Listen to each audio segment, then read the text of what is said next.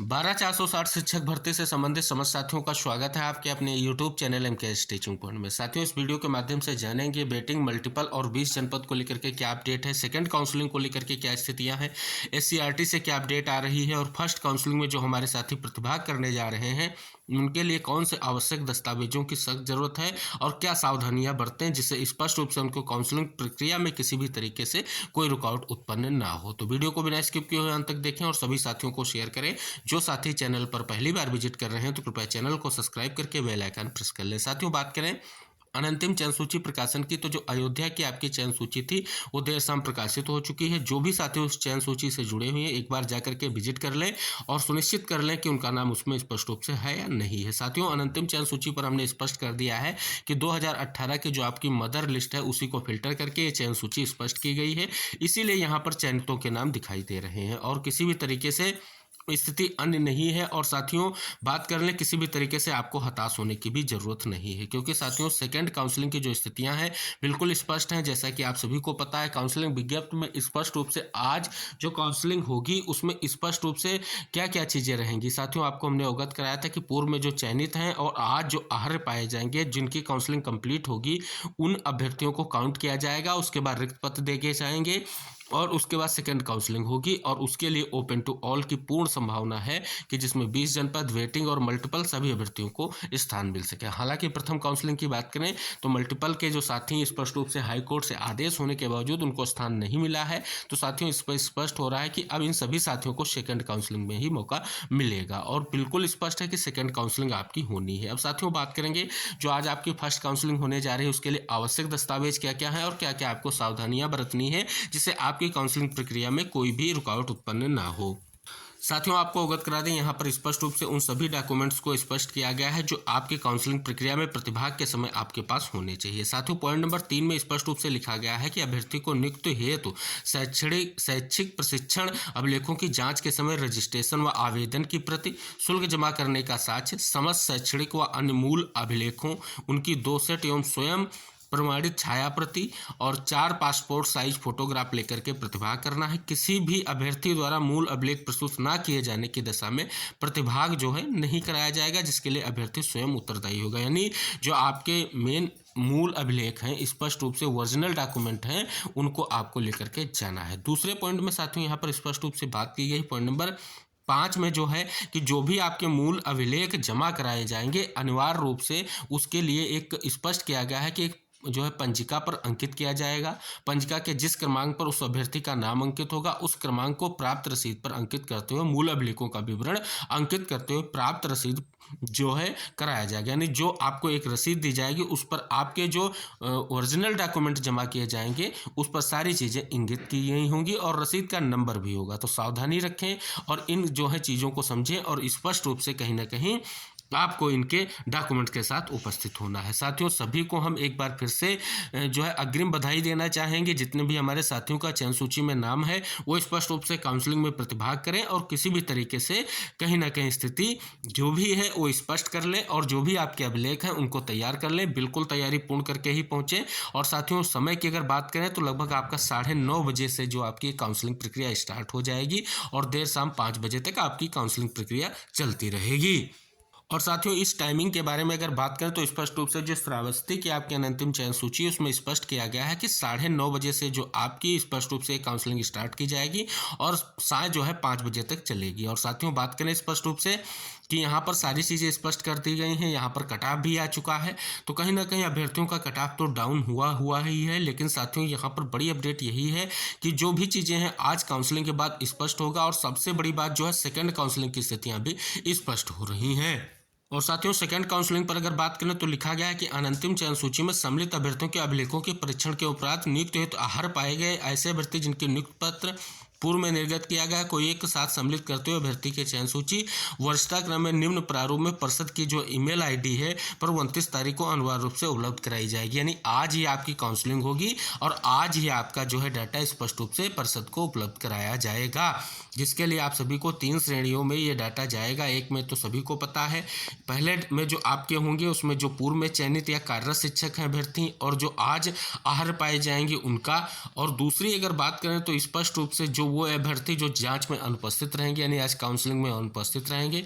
तीसरा, इसमें जो है स्पष्ट किया जाएगा जो पूर्व में चयनित है उनको, और आज जो स्पष्ट रूप से आहर पाए जाएंगे उनको काउंट किया जाएगा, फिर स्पष्ट रूप से भेजा जाएगा। हालांकि नियुक्ति पत्र आपको कल दिया जाएगा, लेकिन साथियों ये इसलिए भेजा जाएगा जिससे जो सेकंड काउंसलिंग की कार्रवाई है वो जल्द से जल्द प्रारंभ की जा सके बेसिक विभाग के माध्यम से। और साथियों बात करें स्पष्ट रूप से जब से आपकी अनंतिम चयन सूची का प्रकाशन हुआ, कुछ गतिरोध थे, उसको लेकर के कल स्पष्ट रूप से जो है SCRT पर जो है सचिव और DG से मुलाकात संपन्न की गई। आइए जानते हैं उसको लेकर के क्या अपडेट है।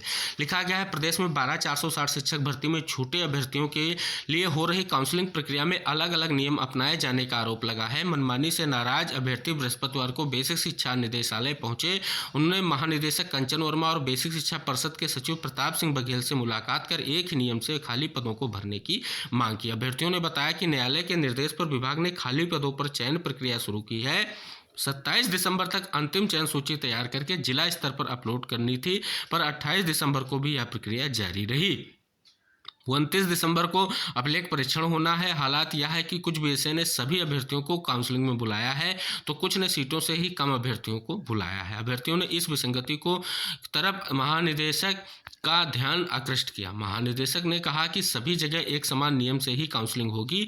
हाल ही में सभी बीएसए के साथ बैठक भी हुई, इनमें पद के सापेक्ष अभ्यर्थी भी चयनित किए जाएंगे। अभ्यर्थियों ने बताया कि महानिदेशक ने आश्वासन दिया कि अगर सीटें नहीं भरती हैं तो अन्य संबंधित अभ्यर्थियों को भी मौका दिया जाएगा। गौरतलब है कि अभिलेख परीक्षण के बाद योग्य पाए गए अभ्यर्थियों को 30 दिसंबर को नियुक्ति पत्र जारी किया जाएगा। तो साथियों यहाँ से स्पष्ट हो रहा है, जो कल साथी स्पष्ट रूप से SCRT पहुंचे हैं वहां पर अधिकारियों ने स्पष्ट कर दिया है कि पद रिक्त रहेंगे, काउंसलिंग होती रहेगी। और दूसरी तरफ बात करें, स्पष्ट रूप से नियम के विरुद्ध कुछ भी नहीं होगा, नियम के आधार से सारी चीजें होंगी, यानी किसी भी तरीके से ऐसे गलत अभ्यर्थी को प्रतिभाग नहीं कराया जाएगा जिससे स्पष्ट ना हो सके। साथियों इसमें स्पष्ट यही है कि जो 68,500 में या 69,000 में चयनित हैं उनको NOC लेकर के ही नियुक्ति पत्र दिया जाए। और स्पष्ट रूप से मल्टीपल वालों के लिए क्या स्थितियां हैं, फर्स्ट काउंसलिंग में नहीं बन रही हैं, तो सारी चीजें यहाँ पर स्पष्ट हो रही हैं और सेकेंड काउंसलिंग की पूर्ण संभावना जो है पाई जा रही है।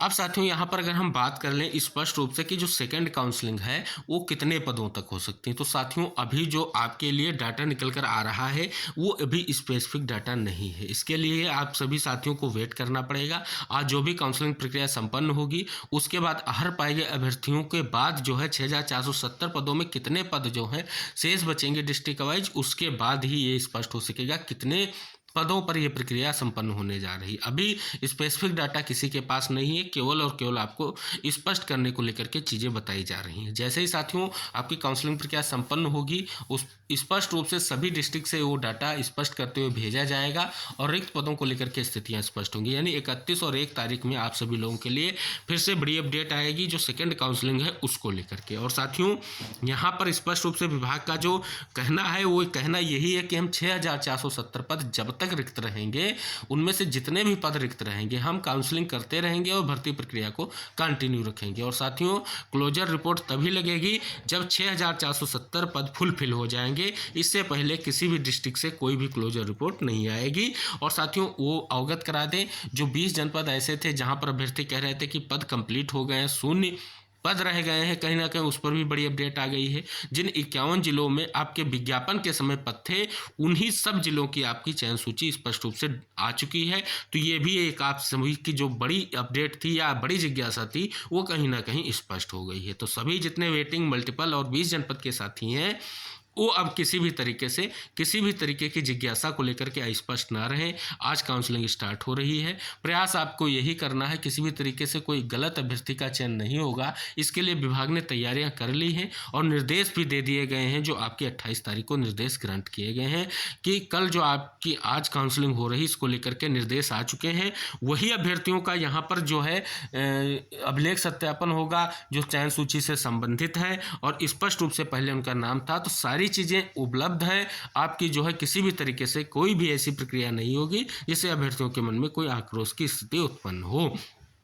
तो साथियों हम यही निवेदन करेंगे कि आप सभी साथी धैर्य बनाए रखें। आज की जो है आपकी काउंसलिंग स्टार्ट होने दीजिए, काउंसलिंग संपन्न होने दीजिए।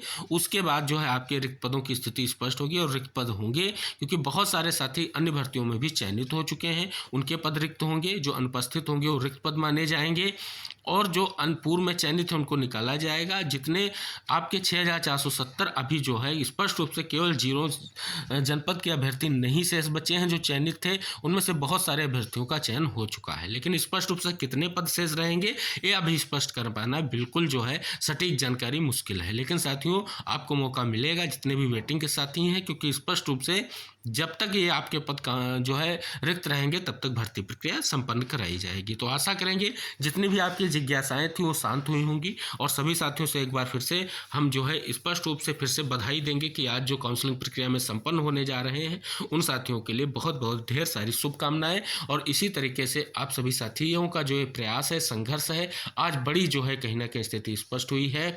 और हम बार बार कहते हैं कि परिश्रम सफलता की प्रथम, तो संघर्ष जो है सफलता की दूसरी कुंजी है और आज वही सार्थक हो रहा है साथियों। और आप सभी लोगों को न्याय मिल चुका है और आज से आप सभी लोगों को नियुक्त पत्र मिलना स्टार्ट हो जाएगा। यानी आज से काउंसलिंग होगी, कल से आप जो है नियुक्त पत्र पा जाएंगे। तो आप सभी साथियों से फिर से निवेदन करेंगे इसी तरीके से हमारे चैनल से जुड़ते रहिए और अन्य साथियों को भी प्रेरित करें जिससे वो चैनल से जुड़े और वीडियो को सभी साथियों तक जरूर शेयर कीजिए। जो भी चीज़ें स्पष्ट की गई हैं कहीं ना कहीं वो आप सभी लोगों के लिए बहुत ही महत्वपूर्ण है। और साथियों फाइनल रिपोर्ट जो रिक्त पदों की होगी हम उसको तभी आपको अवगत कराएंगे जब विभाग की तरफ से उसको स्पष्ट किया जाएगा। तो मिलते हैं नेक्स्ट वीडियो में। जो भी अपडेट होगी आपकी काउंसलिंग प्रक्रिया को लेकर के या कोई भी वांछनीय सूचना होगी उसको लेकर के उपस्थित होंगे। तब तक के लिए Jai Hind, take care, bye bye साथियों।